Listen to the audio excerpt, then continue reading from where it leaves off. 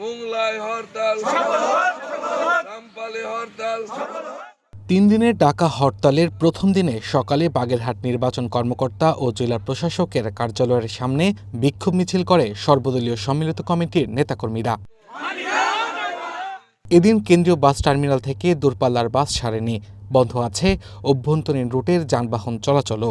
এতে বিপাকে পড়েছেন যাত্রীরা।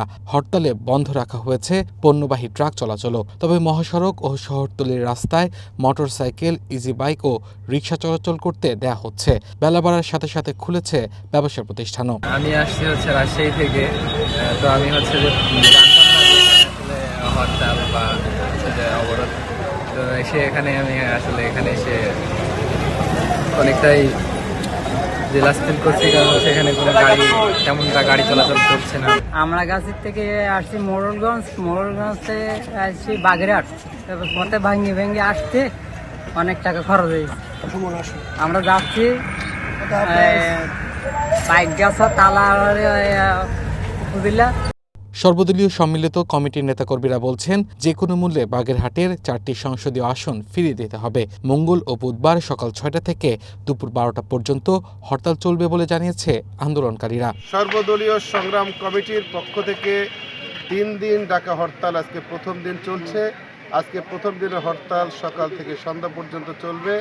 আগামী দিন সকাল 6টা থেকে 12টা পর্যন্ত এবং তারপর দিন সকাল 6টা থেকে 12টা পর্যন্ত হরতাল পালিত হবে।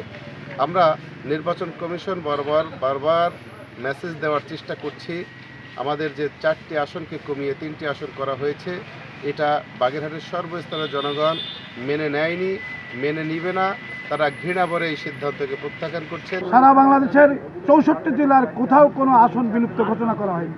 আমাদের একটি আসন বিলুপ্ত করা হলো এই বাগেরহাট জেলায়। কেন? এই প্রশ্ন আমরা করতে চাই। যেখানে বংলা বন্দর রয়েছে, ডিপিজি রোড রয়েছে, তাপবিদ্যুৎ কেন্দ্র রয়েছে, মোংলা সুন্দরবন রয়েছে এবং মৎস্য শিল্প, এই ইকোনমিক জোন, এখান থেকেই বাংলাদেশের অর্থনীতির চাকা ঘোরে।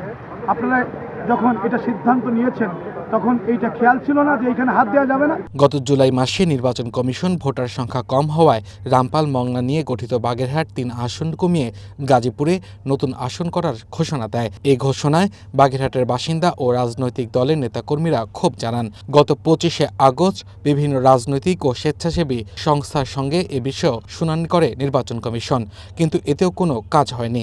সবশেষ বাগেরহাটে 4টি আসন থেকে 3টি আসন চূড়ান্ত করে গত 4 সেপ্টেম্বর গেজেট প্রকাশ করা হয়। Abdul Al Mamun, one news, national desk.